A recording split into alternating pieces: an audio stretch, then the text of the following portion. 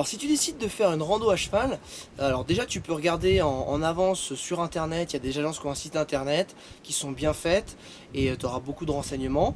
Ou si tu es déjà en voyage ou si tu as envie de voir sur place, tu peux arriver à Ulaanbaatar, voir dans les différentes guest houses car elles organisent quasiment toutes des randos à cheval. Et ce que je te conseille, c'est de prendre une journée pour comparer les prix et tu réserves le lendemain pour faire jouer la concurrence et voir un petit peu. Personnellement, moi j'ai payé un forfait de 30 euros par jour, 10 euros pour moi, 10 euros pour le cheval de bas et 10 euros pour le guide.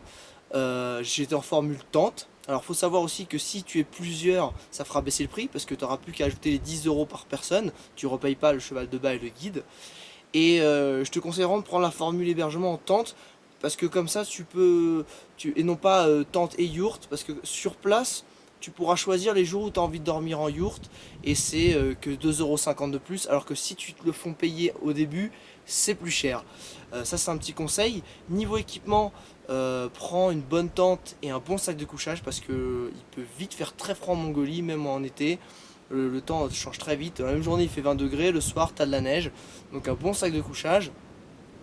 Côté vestimentaire, si comme moi t'es arrivé à l'arrache, au marché d'Ulaanbaatar, t'as un grand marché où tu pourras trouver soit des vêtements, je dirais européens, où tu pourras vraiment trouver des anoraks, des impairs très bien faits.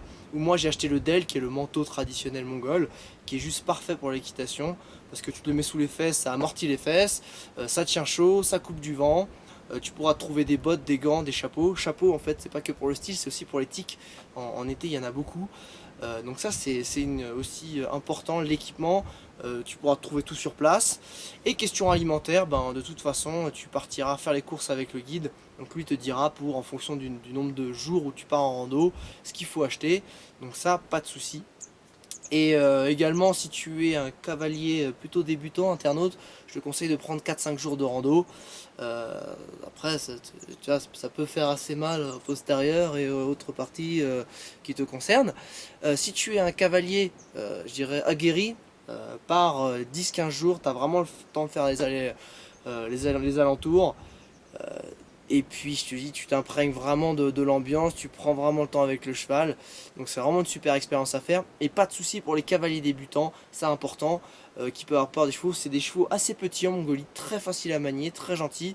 Donc il n'y a aucun souci de se dire, bon voilà, j'ai peur de... Non, c'est des chevaux nickel, chrome pour la rando, limite ils ont été faits pour ça. Tu vois, génétiquement c'est important. Ils sont là pour parcourir la steppe et t'emmener dans des contrées que tu ne connais pas. Donc ça c'est pour la rando, c'est nickel.